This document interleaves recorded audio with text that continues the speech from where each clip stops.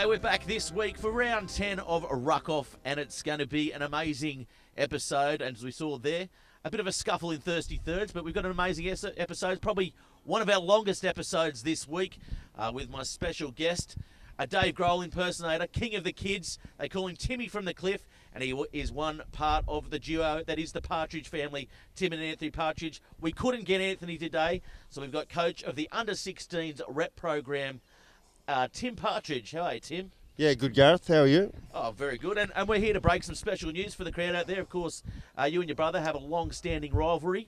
The Peartree Cup, it hasn't been around for 4 or 5 years. It's back this year. Where's it going to be played? And who's it going to be played against? The Peartree Cup in the postseason, mate. Yeah, you're right. There's talk of it. Anthony's put it out there for the decider. It's the first game was played on our 30th. Can I hold you up there? Your cowardly brother, Anthony. I think you've. That's right. Yes, that's right. Least favourite of the family, of course. We played our first game for our 30th up at Colburn, which was a draw. The second game was played in Newcastle, which Singleton, Anthony's team, I should say, took that one away. We then played one up in the valley at Rugby Park, God's Acre, and we took the chocolates that day. So it's our 40th this year, and there is talk of a decider. It's been murmured, it's been put brewing out there. It has been brewing. Obviously, still a lot of hate in Anthony, and so I'm no doubt we'll be able to knock them out of his team. Never trust a scorned bald man, mate. And it's good to see the Peartree Cup coming back post-season in this Rams 2016 competition. Now, we're going to talk junior rep programs here today on Ruck-Off, something that I guess is close to everyone's heart. It's the juniors providing the blood, sweat and tears coming through into the senior ranks. You had something to do. Yourself and Steve Merrick were the under-16s coach for the rep program this year.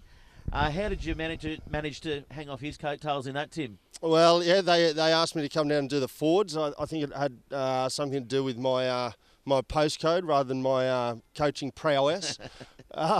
Don't take anything away from yourself, mate. Yeah, but it was look, I was quite chuffed when Steve and Marcus Vaughan was also involved, but they asked if I'd do the forwards, so I took that job on, and I've thoroughly enjoyed it. We had under 16s this year, and they were a good bunch of blokes.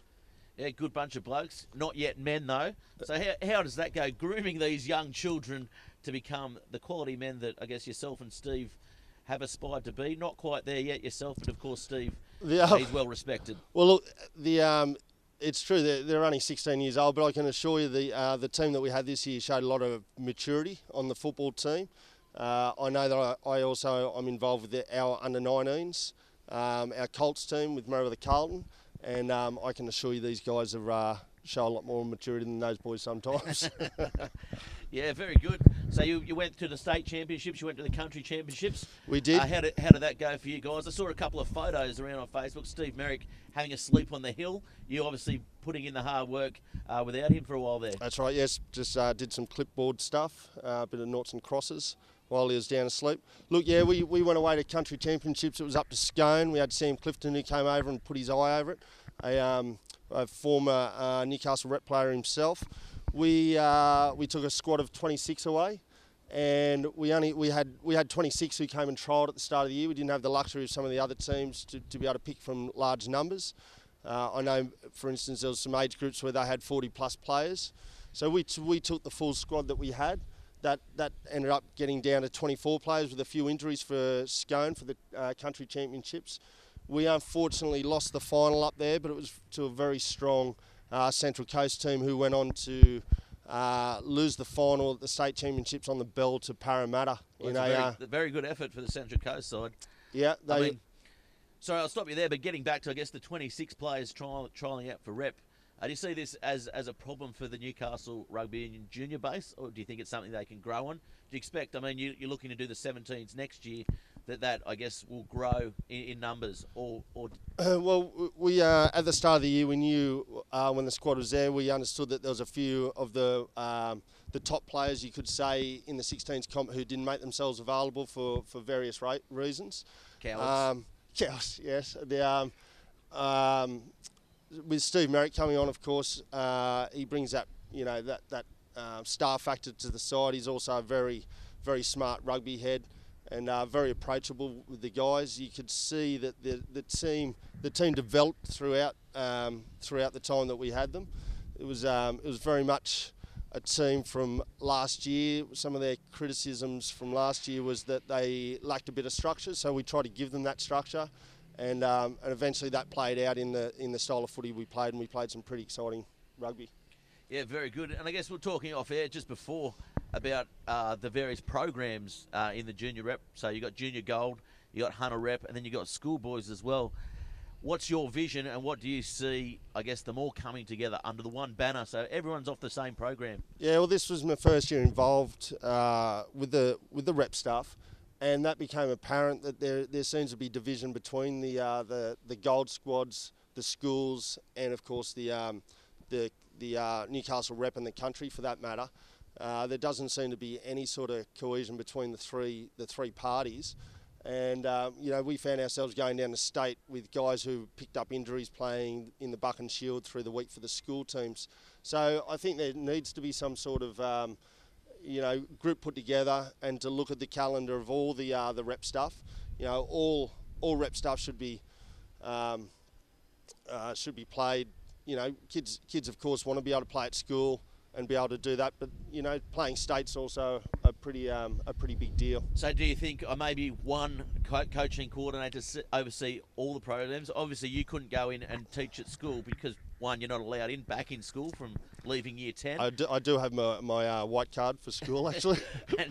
and two, I guess it makes it, I guess, more effective if one person's overseeing the whole program. Yeah, look, I think there needs to be something. I'm not sure at what level that has to come from, but I think that there should be some sort of coordination between the three.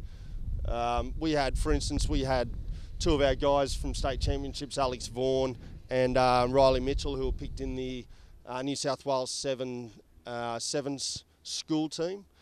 So the New South Wales rep coaches picked up on those boys down at the state championships. So that's great that those coaches are there and getting to those games. But we've also been in situations where guys haven't been able to play for the Wildfires because of other commitments. And I think that it just doesn't seem right. It certainly doesn't seem right. And for everyone listening out there in junior football, junior rugby, certainly get the kids involved, get them down there. Rugby's a great social sport. It's a pathway to the Olympics as well with the Rio 7, so you can get involved in all those junior rep programs. And we're going to take a quick look at the round just past. And it was a pretty good round, some pretty big scores. We'll go first to Hamilton Hawks taking on Singleton Tim. And Hamilton just too strong in this game, mate, as we look at the highlights here. Oh yes, look, Hamilton are a exceptional team this year. I saw Hamilton. We played Hamilton in one of our trial games. At that point, we didn't have too much structure to our game, and you could see how much Bubba had put into the team. They played a very structured game.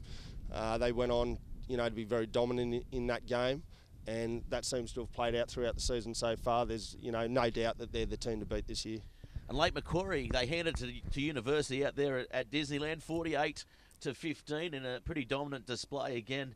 Lake Macquarie, as we've said each week on Ruck Off, they're slow builders and they're going to maybe challenge for that fifth spot. Yeah, they seem to be putting a few mixed results on with certain games. University, we hear that they've got a very good dominant scrum from time to time, but they seem to have lost something this year. But there's no doubt that Lake Macquarie may be one of those teams who could loom, possibly potentially looking at at least giving some sort of pressure on the top five there. And Townsend Oval saw Merewether Carlton take on Wanderers. Merewether Carlton were up at half time. They looked like the better side on the park on the day, and then a totally different side came out from both sides. Wanderers came out, absolutely blitzed them off the park, and Merewether Carlton just didn't look interested in that second half. No, I was away actually. We were up at Yeppoon, far north Queensland, at a friend's 40th, so I had to duck away from the party, very unsocial, duck away from the party and watch the event on Bar TV. And it was a very good first half from both teams. Carlton were breaking the line, getting in behind them, but at that second half, Carlton made a couple of errors which may have turned the game, but Wanderers went on with it. They showed a very dominant second half. Carlton just couldn't match it. Yeah, it was I suppose it shows the strength of Wanderers and where they're at the moment. They're also up there with Hawks as being one of the dominant teams. Well, Nelson Bay went down to Southern Beaches, close match, 24-22. Southern Beaches, they're up and down, they're hot, they're cold, and Nelson Bay, who haven't been threatening anyone this year, really put it to them and almost came away with the spoil. Southern Beaches had a couple of players out though. Yeah, well, I know when we went up to Southern Beaches, Sykes, he was, very worried that there was talk around that they were going to give us a real run for the money on the day. So I don't think they're a bad team up there. They definitely hung in there for that first half when they played us. And the same with Southern Beaches, quite a physical team. But again, they probably just lack a little bit of firepower here and there in those close games. Yeah, very good. And the last match, a surprise to everybody, the Waratahs absolutely blew away Maitland. It was 45 points to 15. Maitland didn't really look into it. And the Waratahs, although they got beaten last night, Wednesday night, against Merewether Carlton at home, 22-20 the score. But I tell you what, the Waratahs are coming home with a wet sail this year. Yeah, well, I know last night our coaches were there was a bit of correspondence around this morning, very happy with the way the boys played. From what I understand, I didn't see the game, I've been a bit sick, but we know that they're a very physical team, as they always are. The Maitland, of course, they're doing some really good stuff up there from a club point of view, and that seems to be filtering down through the grades. They're strong across the park, but their first grade's definitely a very strong team, and I think they'll only build towards the finals. Well, certainly was, and we had plenty of big moments last week, plenty of big plays, and the Rams' low percentage play of the week this week. It goes to the Wanderers player, Dan Kevill, not for his feats on the field, but for getting in the face of Des Gilbert and calling for the video referee on a try that was definitely not a try. So here it is here. Here's Dan Kevill with the Rams' low percentage play of the week.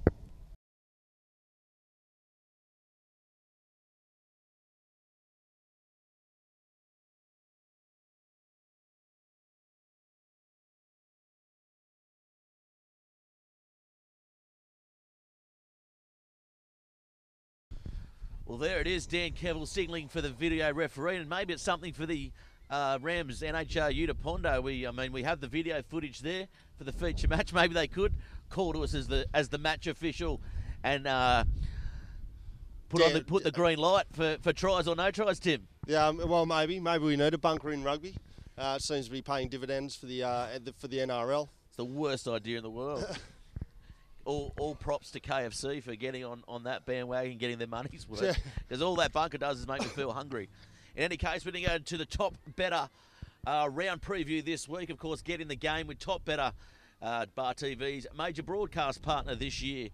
The main match this week, of course, we'll get to later. We're going to go to Hamilton Hawks, Lake Macquarie. This is a bit of a danger match for Hamilton because all their players are still on country duties. Lake Macquarie looking pretty good, Tim, as we said before. Yeah, look, and I mean, I don't think it'll matter too much. They can look as good as they like. I think Hamilton have got the. Wow, that's a big statement. Hamilton have got depth. They're a strong club. They always show up. They'll show up for this game, and I've no doubt they'll go away with it also. I'm going to actually go against you, and I'm going to actually tip the Lake Macquarie Roos travelling away. I think they're going to get Hamilton this week for a big shock, and I think Hamilton might find themselves on a bit of not a downward spiral, but a bit of soul searching in the next couple of weeks. Maybe? Yeah, a little bump in the road.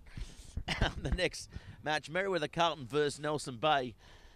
Nelson Bay came back very well last week. Merewether Carlton playing that midweek game. Couple of injuries, couple of head knocks, I believe. So those players will be out this weekend.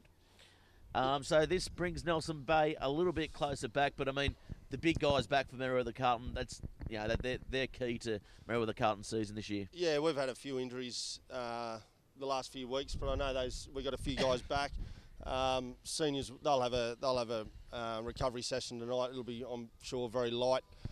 And look, I've got no doubt that we've got the depth there and the calibre to be able to go up there and we're playing at home, play at home, and welcome the Bay down. But we should also, it should be a game that we should go away with. Yeah, it should be a very good match anyway down there at Townsend Oval. Newcastle Uni now against the Waratahs. Newcastle Uni got absolutely smoked in the first round in this clash. It's at University on campus.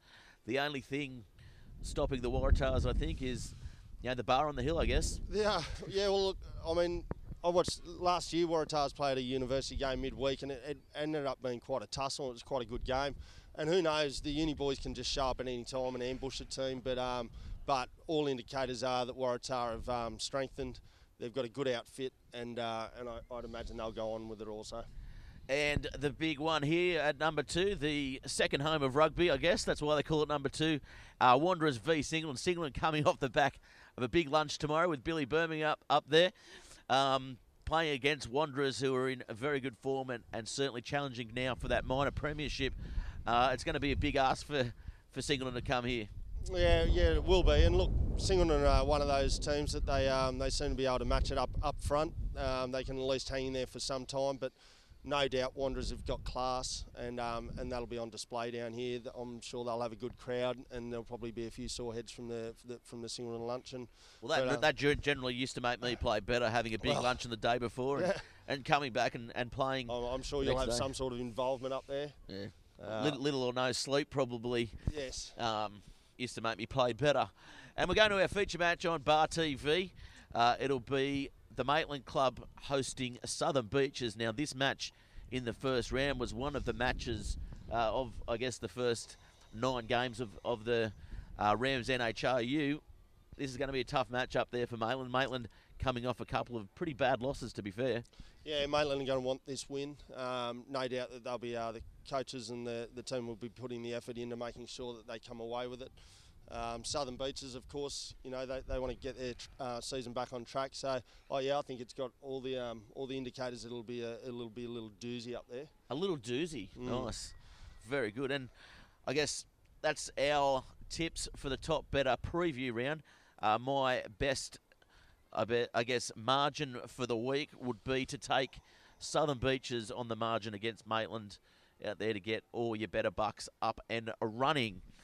Now we're going to take a short break, and we're back with you with a final part of Ruck Off after these few words.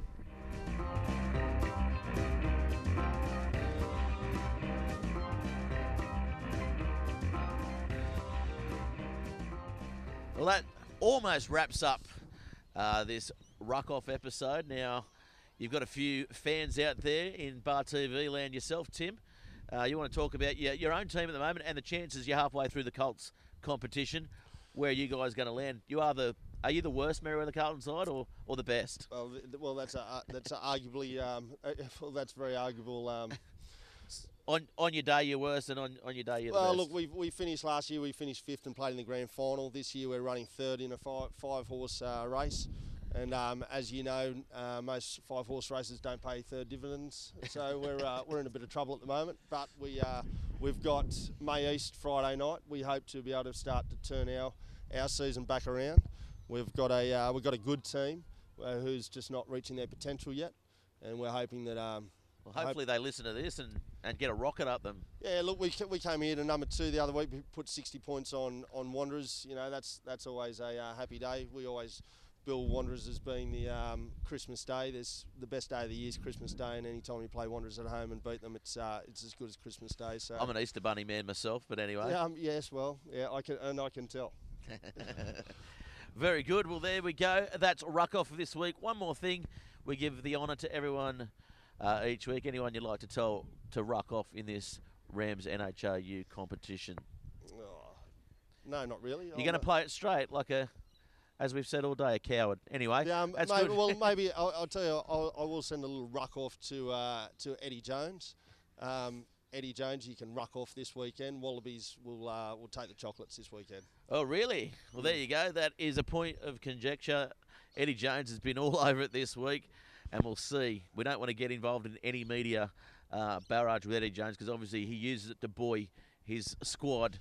In any case, that's a big ruck off to Eddie Jones and the entire England rugby team. And we'll be back next week, same time, same channel, Bar TV Sports, and tune in for the feature match on the weekend with Maitland and Southern Beaches. Thanks very much, everybody. We'll be back next week.